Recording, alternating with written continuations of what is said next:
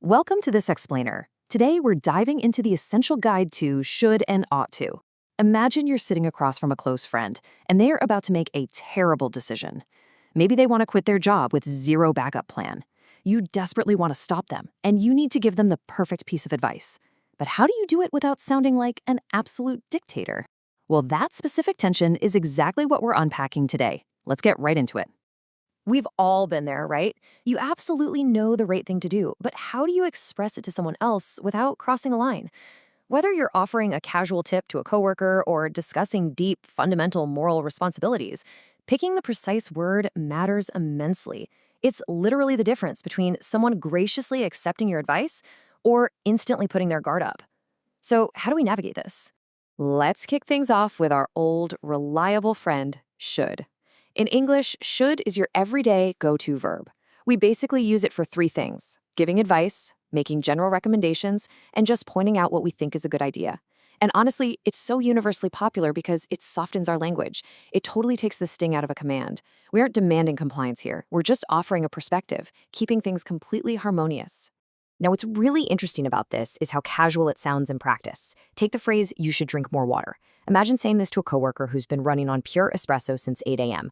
Throwing should into that sentence makes it a gentle nudge. It's not a medical mandate. You're not commanding them to hydrate. You're playfully pointing out a great idea for their health and leaving the final call entirely up to them. Let's flesh this out with a few more real-world examples. Picture an ambitious student telling their study group, "We should study every day." Kind of motivating, isn't it? Or a concerned friend saying, "She should see a doctor." Notice how incredibly comfortably this word fits into our daily chats. It's never overly heavy, it's just a socially acceptable, highly effective way to drop a solid recommendation. All right, let's shift gears and meet should's slightly older, somewhat more formal sibling, ought to. Now, while we still use it for advice, ought to carries significantly more weight. We're talking about duty, emphasizing moral responsibility, and clearly stating what is fundamentally the right thing to do. The real insight here? When you use ought to, you are appealing to an objective truth. You're subtly signaling that this isn't just your opinion. It's a universal standard. And this brilliantly illustrates the difference. When you hear a phrase like, "you ought to help your parents," it instantly feels different, doesn't it? That does not sound like a casual tip about drinking water. Contrast that in your head with, "you should help your parents." Should makes it sound like a nice, optional weekend activity. Ought to elevates it to a profound obligation. It carries real moral weight. Let's linger on a couple more examples to really feel that gravity. We ought to respect our teachers. Or he ought to apologize. Listen to the weight there. If someone ignores a should, well, they just missed out on a good idea. But if someone ignores an ought to, the implication is that they're actively failing a moral standard. These are bold statements about doing the right thing, and the vocabulary firmly enforces that seriousness. Okay, let's dive into this crucial grammar rule before we go any further. Because whether you're dropping a light recommendation or stating a firm moral duty, the grammar structure is rigid. You absolutely must use the base verb. No exceptions. Our brains naturally want to conjugate verbs or add an ing, but you have to resist that urge.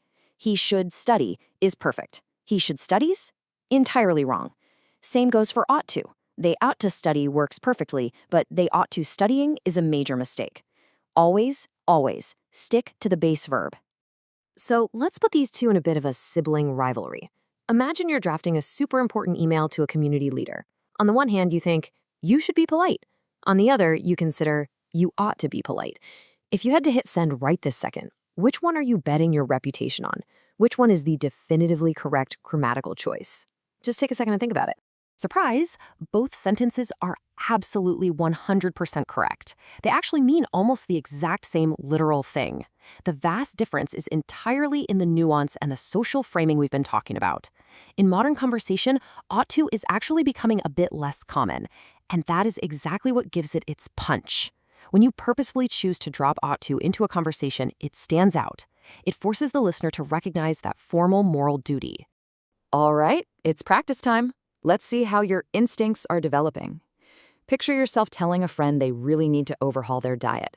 The sentence is, "You blank eat more fruits and vegetables." Which tool are you pulling from your toolbox here? Are you leaning toward should, or does this need an ought to? What's your gut telling you? Yep, it's a bit of a trick question. Both are grammatically flawless. The answer just depends on the social dynamic you want to create. You can offer a friendly, casual health tip over a smoothie with should. Or if you want to act like a deeply concerned parent staging a full-on intervention, you hit them with the ought to. English lets you choose your own adventure here. Let's try a scenario with a bit more societal weight. The sentence is, we blank respect our parents. What is your instinct telling you now? Think about the gravity of the topic and lock in your guess for which word naturally fits better into that blank space. You guessed it. From a strict grammar perspective, both work perfectly again. But notice how ought to just feels right at home in a sentence about respect and duty. It matches the gravity of the topic flawlessly. While should is correct, ought to wraps the whole sentence in a layer of profound cultural expectation. Let's do one last real-world test.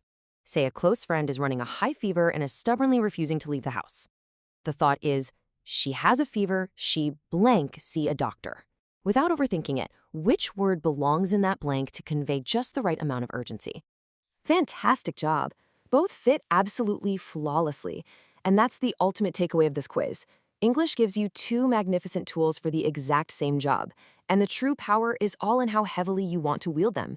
You can seamlessly use either one to express that she needs medical help, completely adjusting your intensity based on how stubborn she's being.